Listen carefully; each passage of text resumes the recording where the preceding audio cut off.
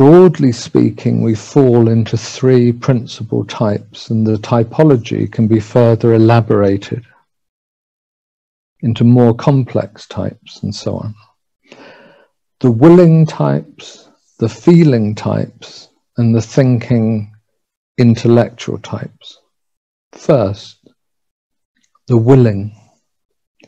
Achieve their union with the divine through service, action, relationship to others, good works, perhaps, selfless action or deeds.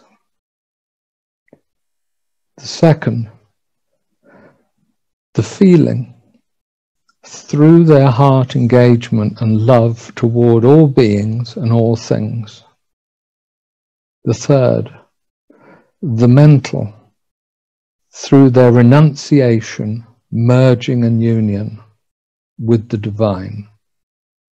Three paths, three ways, three very different expressions of spiritual fulfillment and unity. You should know which you are.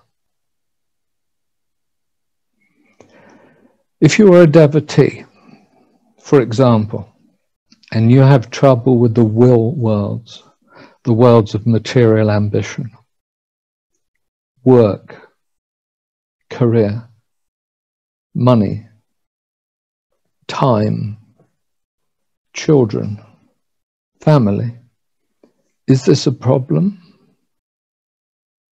Or is this an expression of your nature? It is the expression of your nature. If you are a karma yogi in selfless service and you experience difficulties meditating or in withdrawing from the world, is this a problem? Or is this an expression of your nature? It is an expression of your nature. If you are a Gnana yogi who has difficulty with others' slowness, their apparent stupidity, their lack of intellectual understanding, is this a problem? Or is it an expression of your nature? It is an expression of your nature. Traditionally, there have been two ways to divine attainment: the way of awareness and the way of devotion. One is the way of meditation or jhana. The other, the way of devotion or bhakti. One is methodical, the other reckless. Devotion is the way for the modern era, as we rise into the heart energies of the fourth chakra and undo the many ills of modern times. Learn and teach compassion by example, and finally trust, respect and honor the sacred spiritual truths and practices that are presently fast disappearing from our consciousness, from our human life. Awareness and devotion, jhana and bhakti.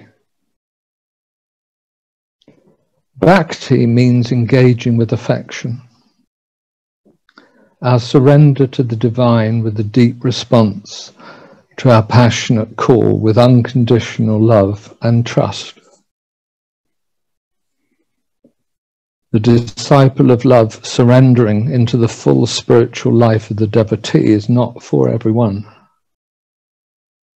But our salvation lies in the hope that it becomes a reality for more and more. As sacred spiritual practices become practiced in disciplined settings, in neo-monastic groups and communities, as spirituality is distinguished from soulfulness and political engagement, social work, and material and planetary concerns. A new world heralds, we hope, a new world where the spiritual teachers and realizers are valued, honored, respected for their representation of the spiritual in itself. Pure spirituality without application does not merely deserve a place in human society. We are lost without it. True spiritual devotion is the outcome of love that may hardly be conceived, let alone experienced today. 100 years of immense changes, political, geographical, technological, industrial, ecological, sociological, in response and reaction to many upheavals, has blinded us to the precious jewel of spiritual love, its splendor, its luster, its radiance.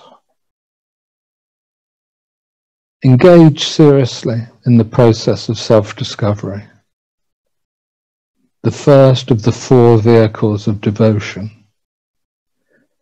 Transcend the small separate self. Deny the ego processes by becoming natural.